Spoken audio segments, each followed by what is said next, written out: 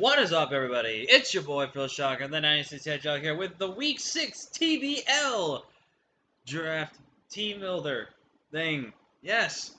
First off, I apologize if you guys have been being delayed on this video for a while. We actually got a bye week in between the season, after the halfway point of the season. And also, I'm also very sorry for all of the videos I have not been posting. Work just gets busy, and sometimes you just can't get on top of things. So I'm definitely trying my best to get you guys the content you guys deserve. And get back to that. But we're here for week 6 of TBL, and this is a pseudo do or die moment for us. We are in the last 5 weeks of the season. We need at least 2 wins to keep us in the playoff positioning to have a shot at the playoffs. If we win 3 games, we clinch a playoff spot 100%. So this matchup is very important. Same to my opponent, which I'll go into in a little bit here. But if you guys are excited for another TBL Draft Team Builder thingamabob, hit the like button if you haven't already. Subscribe if you are new. Join the Phil Shocker crew today because you feel like the king of the crew. Also, I'm about to yawn. Excuse me. Very tired. But looking at my opponent's team, who is Coach Pizza Joe, the man that knows how to work a pizza box camera style. He is the coach of your Boston Red Sox. If I got that wrong, Joe, I apologize. Or is it Regiox? I don't know. He'll correct me, obviously, but we'll just go with what I can go with. Joe's team, he is currently 1-4, so this matchup is very important to Joe. If Joe loses, I'm pretty sure there's a good shot he won't make playoffs unless he wins out the rest of the season. If he wins this game, he gives him obviously a playoff spot and a fighting chance. It would be a big loss to us because then we would have to win 3 of the 4 games to definitely try to secure one of the bottom 2 spots for playoffs in our division. So definitely don't want to do this. I know we've started on a hot streak going 3-0, and we've had gold, just unfortunate things happen. And then with Quincy, we just straight up got unlucky against him. So this is going to hopefully be the week where we turn the table. I've been doing a couple of Wi-Fi matches. I did get unlucky in one of them, and I did pretty much dominate a sand team. And then some showdown, I'm 2-0. Spoilers, by the way. I'm 2-0 in WWC right now. We are plowing through. Well, it's not a spoiler. We are definitely getting back on that high ground of our winning ways. So we're doing everything we can to just move forward. Oh, excuse me. Sorry, guys. I'm going for just in the Wi-Fi scene in this. I'm definitely going to do my best I can just to push away from the hacks and everything like that. Just focus on the game and then just not focus on the game after it's done, So there's that. But enough talking. Let's go ahead and break down this matchup. So Joe's team consists, or Josh, I think I've been calling him Joe. Darn it, why do you call your name Joe and your name's Josh? Anyways, his team is Coco, Vaporeon, Ferroform, Kangaskhan, Hitmonchan, Doug Trio, Rapidash, Drapion, Latios, and Noctowl. A champion bird. Because Unpheasant sucks. Sorry, Brendan, but Unpheasant is just a pheasant. But, looking at his team, this is a tough matchup.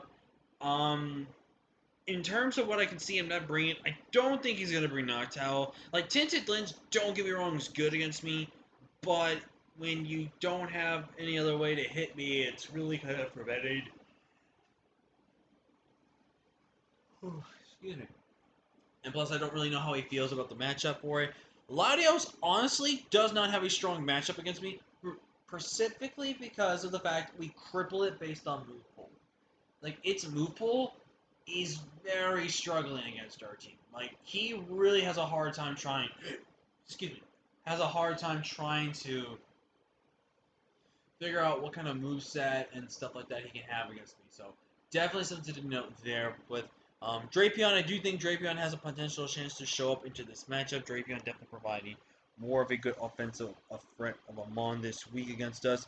Definitely something I have to be very, very, very careful about. And Rapidash, honestly, I can see Rapidash being brought to this matchup. Rapidash just offensively, a choice band Rapidash that I really don't have the best switch into fire. It's just banded.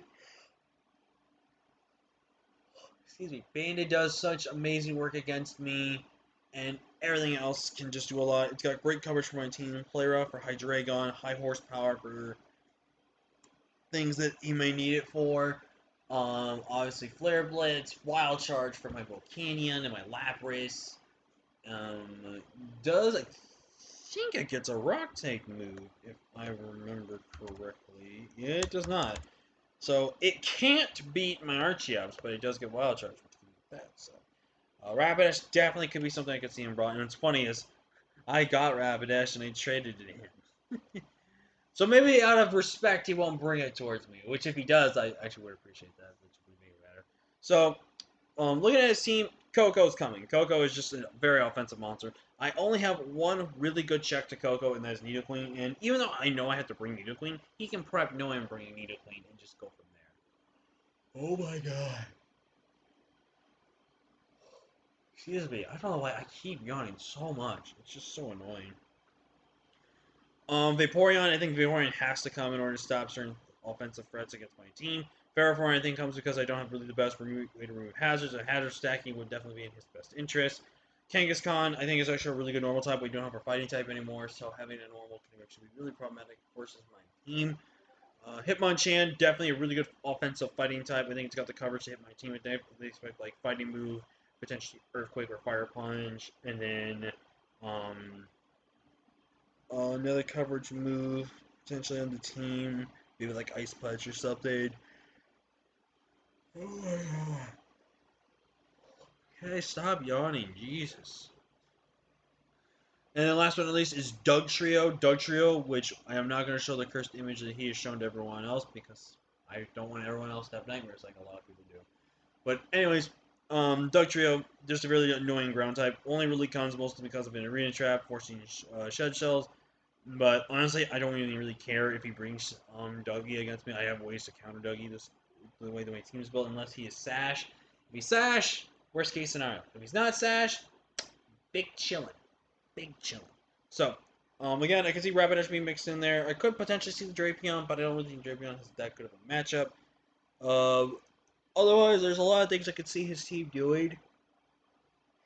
Oh my god.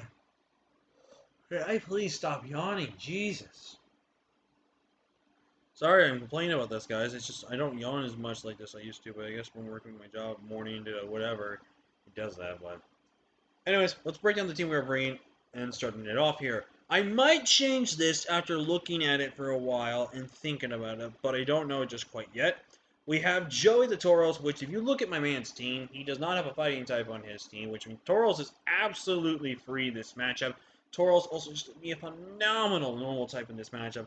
Body Slam, Facade, then Headbutt and Fire Blast, 116 HP, max attack, Adamant, 56 in the split depth, and 84 speed. This Tauros basically kills about everything on his team. We are Sheer Force boosted this week. Zen Headbutt is really just there for the Hitmonchan because I think I need to go for that to get the KO over Body Slam. Facade's only really there in case I get Will-O-Wisp or Toxic. Best ideal scenario is honestly getting burnt. Burnt would be better for me, if anything, because Fire Blast really is just there for otherwise Facade spam is pretty much all I really need to just knock everything out. I am running no speed, outspeed, max speed, Jolly Hitmonchan, so if Hitmonchan is very speed invested, I will outspeed that for sure. I could have outsped things on his team like the Drapion, speed tie with like outspeeding Drapion and all that, but I just thought, I want to go with some bulk and some offense at the same time, and that's where I think this set comes from. I might change Assault Vest. I originally had Assault Vest so I can be able to take a hit from Coco and just kill Coco in front of me. It also lets me take hits from the Vaporeon better, especially if I'm getting burnt. And overall, it's also a good one to check Lottie if Lottie is going to be hitting me with special moves, so I can be able to be 3 KO'd by Lottie, I'm pretty sure, by this investment. So definitely something to take into consideration there. But again, I will think about maybe running, because I'm thinking of running Silk Scarf, to be honest with you. Silk Scarf definitely looks really good this matchup. So, actually, you know what? After thinking about it and talking about it, we're going to run Silk Scarf. Silk Scarf being so good this matchup. Up next, we have King Eevee, my boy. Oh, we have Joey, my boy, as well. But we have King Eevee, my boy, my Sylveon. We're finally bringing Sylveon again after finally bringing it for, what, 5 weeks? Sylveon will mean Hyper Voice, Mystical Fire, Wish, and Protect. This is kind of pseudo standard defensive offensive Sylveon, but more towards offensive. And the reason why I'm going more towards an offensive route with my Sylveon, if I've been calling Victini, I don't know what's wrong with my brain. But with Sylveon, just because of the fact that Sylveon just hits so hard against his team. He does not have a good fairy switch in. His only fairy switch in is Ferrothorn, and then Ferrothorn, once it gets that switch in, it dies to Mystical Fire. And what's really cool is that this may potentially be my lead, just to get a strong Hyper Voice off and kill something. I was thinking of running Choice Specs, but I think in the long run, Specs was great for damage, but overall I don't think was as necessary, is what I was thinking I was going to need for. So, and plus with having Wish Protect, having Wish is really good support option, stuff like that, and plus having Protect lets me stay healthy and lets me receive the Wish if I need to receive the Wish myself. Definitely something to note with that there. We all need again.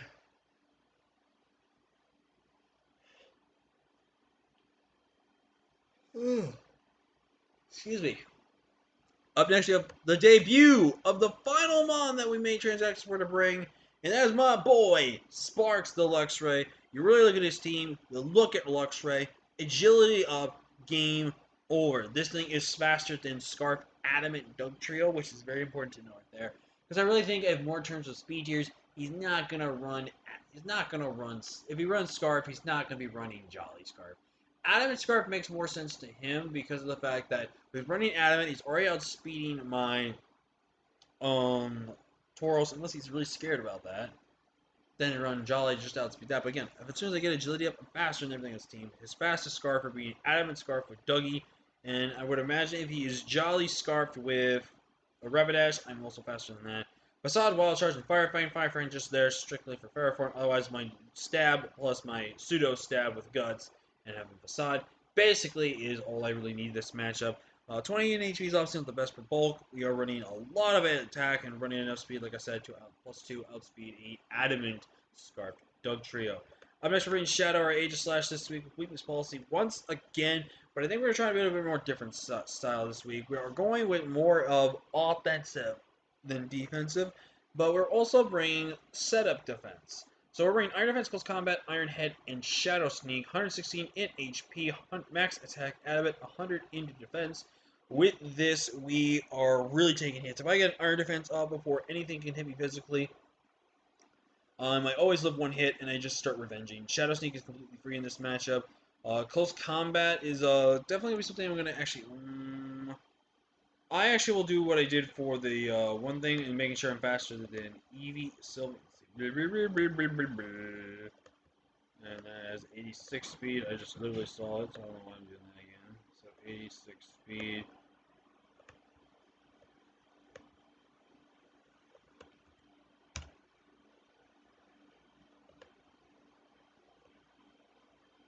So it's going to be 86, 28. Let me just figure out something here, guys.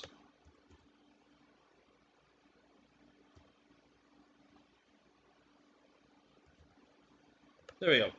Let's do this. I think this still works. This still works. We have now enough speed outspeed Vaporeon and Ferrothorn, so now at +2, I basically get to claim KOs if I really wanted to. This thing is most likely to be used as a breaker this matchup, so I'm hoping Aegislash can get some kills. Aegislash hasn't done a whole lot for us, but I actually have been having some fun using Aegislash, so definitely Aegislash might be a Pokemon I might be interested in trying in future matches. I definitely want to use it in leagues that are 10 mons and below. Just because I felt like the pressure of using Aegislash is more better to use than having to just have these many mons and just not have the pressure. So there is that. Up next, we have Indigo, our Nidoqueen, which is second overall for MVP right now in terms of kills. It is 7-1. That is incredible. I actually just literally looked at it today, and I'm so proud of Nidoqueen, dude. Nidoqueen has been putting in that work for us this season. And I felt like it was definitely the smartest pickup I made in that draft. 100%. But we're at 116 HP. Max. Oh, wait. I need a super thing. Let me actually look real quick here. Sludge Wave. Need Earth Power. Sludge Wave. Need Earth Power. Earth power slash wave, earth power slash wave, earth power slash wave, earth power doesn't matter. Alright, I think I need earth power or more. God, I really hope he doesn't bring Lottie. I really hope he doesn't bring Lottie. After really looking like this as now, I realized what I need. I need Super Fang. Because here's the strategy I had here, guys, by the way. So, we have our Nidoqueen, which is modest offensive, but it's kind of semi-bulky with the Shuckaberry, Flamethrower, Thunder, Earth Power, and Super Fang. Earth Power is obviously free stab, it hits against everything on his team. We are rocking with Thunder because of very specific EV spread calc that I actually did. And then Flamethrower just there because I don't want to risk Fire Blast, even though Fire Blast would probably be guaranteed more of the kill. Flamethrower would probably be a roll depending on how bulky he makes Ferrothorn, and if it's going to be Huckleberry, Ferrothorn as well. Super Fang is really, really good to get 50% health, but here's the reason why we're going to use Super Fang. I'm going to first, oh, this kind of spoils what my Hydreigon is going to be, but I want to show you guys a quick calc here. The whole idea behind this Nidoqueen set here. So, let's run the Shuckaberry, obviously, right? And then we're going to run Thunder.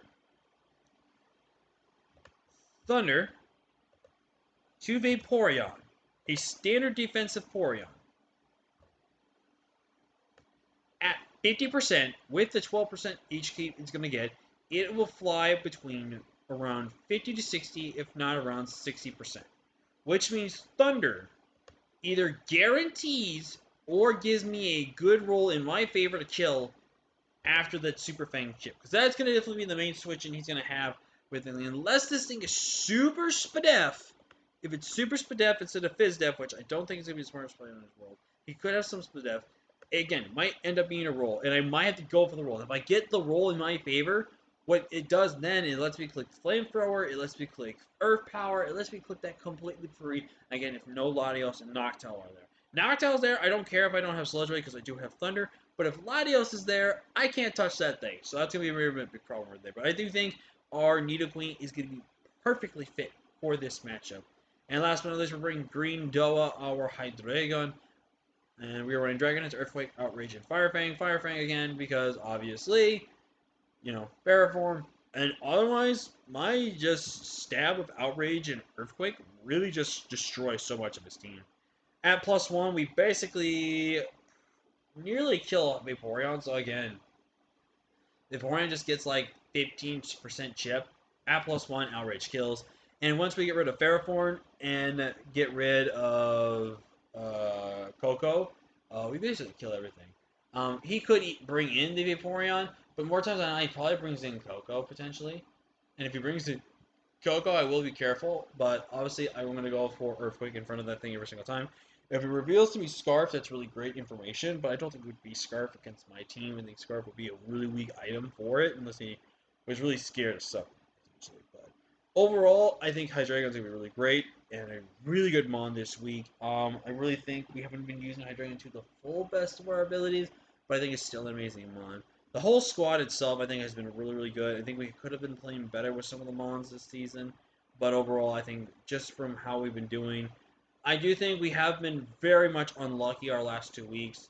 That a turn 1 just did not play out right, and there was definitely some questionable plays that game, and then the week before that, we just got incredibly unlucky in that matchup, and really did just get not a fighting chance to get back into it.